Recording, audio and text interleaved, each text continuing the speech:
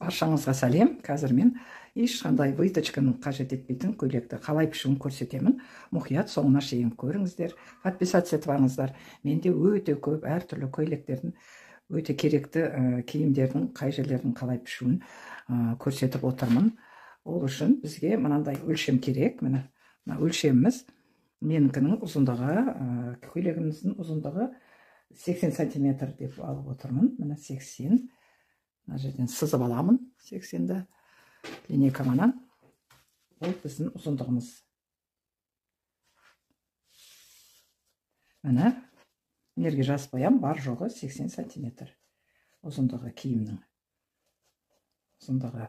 Енді біз ұзындығын алып алдық. Бұл жерде кесіп алсақ та болады, бүйтіп. Қазір кесіп алайын. Міне кесіп алдым. Енді мұна жоғарғы бас жағынан салып көрсетемін сіздерге. Бірінші 16 сантиметр. 16 сантиметрімізді алып, міне 16 мойын саламыз, осылай бүктейміз. Міне жоғар жақтан саламыз, міне былай салдым. Енді барлық киімдерге, размерге, барлық киімдерге 8 сантиметр мойнын ашықтығын саламыз. Оны былай сызамыз, міне. Мына жер 8 болды. Сыма. Мына жер 16, 16-ны бөлгенімде бұл да 8 сантиметр болды. Міне, бұлай жазып қоям, 16 сантиметр мойынды 2-ге бөліп салдық, ол жерге келді. Енді бұлай түсеміз. 12, мына жерде міне, 12 иығы. 12-ні абаламыз. 12-ні қойды мына сызыққа. Мына жерге келді. Мына жақтан біз 4 сантиметр алуымыз керек.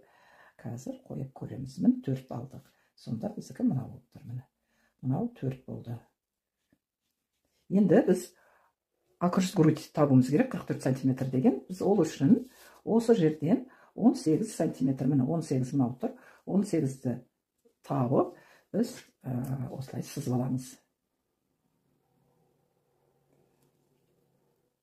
Міне сызып алдық. Мына жерге жазып қоямын. 18. Бұл кез келген размерлерге емес, бұл 50-ші размерге шейін 18 аламыз. Мына жерден өлшедім мен. Деп қояйын. Осы тұстан өлшенген. Енді мына көкірегі. Бізде көкірек айналасы 44. Осы 44-ті бөліп саламыз.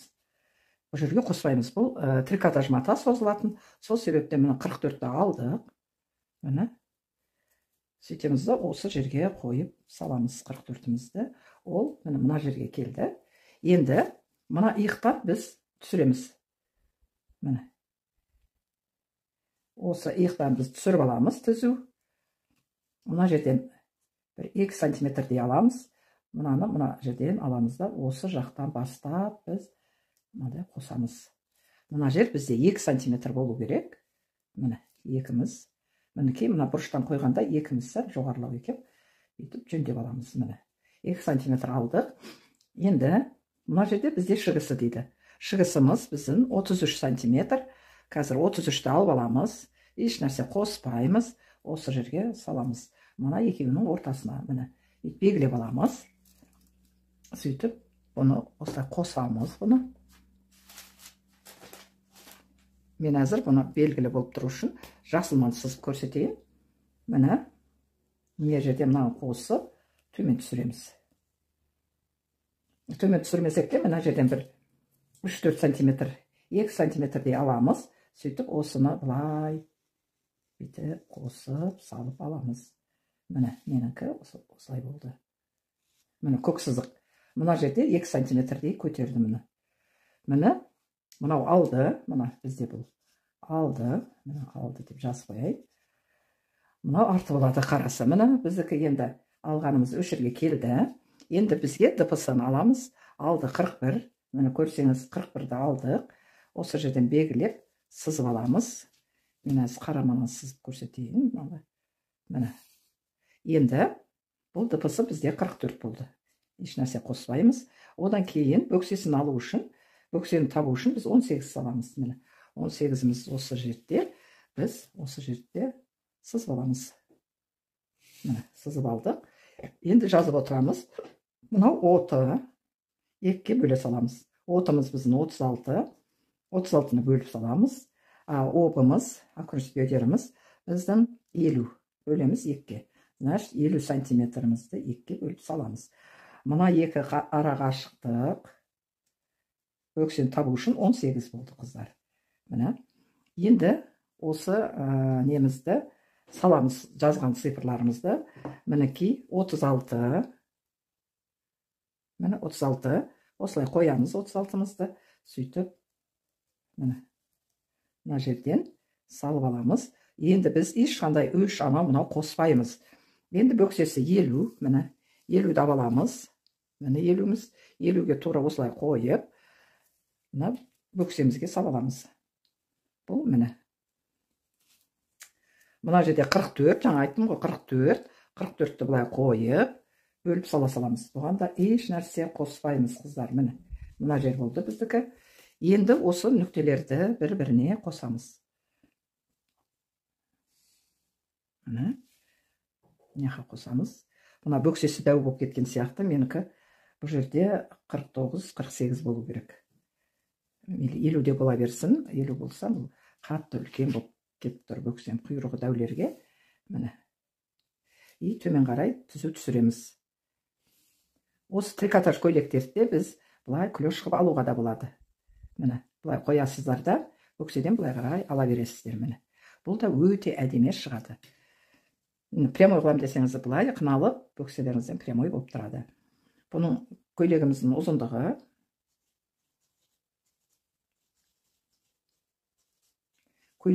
бізде 80 сантиметр деп алдым. Қазір қайтадан көрейін. 82.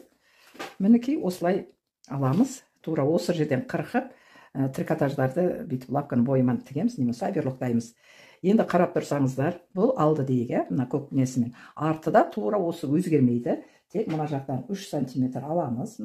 Сөйтіп, мынаны осыны қосамыз. Арқасы өш жері. Мына тура осынан кетеді қараманан. Қалғандары тура осының өзі. Міне мұқият қарасаңыздар өте жеңіл, оңай. Қазір мен бірінші арқасын қырқып көрсетемін, арт жағын қалай қырқатыны. Міне, қазір қырқамыз бұны. Мен мына етек жағынан бастап қырқайын. Міне, осы біздің сызығымыз қалып тұрса, жетеді. Ешқандай запас қоспаймыз, қыздар.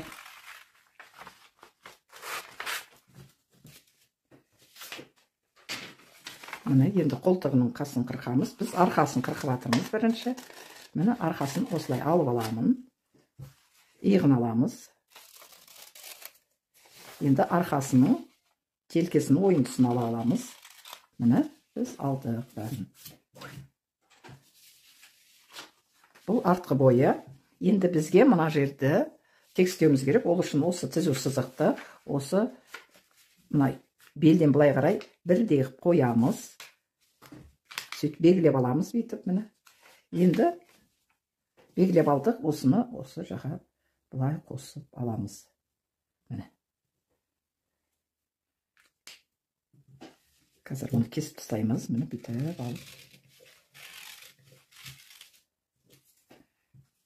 Мінекей осылай біз арқа бөлігін салып алдық. Арқа бөлігі тура осы, мына қараманан. Енді қазір алдыңғы бөлігін саламыз. Мінекей енді біз алдын кесеміз. Алдын кесу үшін, мынау көк бізде мына алды деп жазып қойғам. Осы алдын қойып аламыз. Көк неменен. Міне.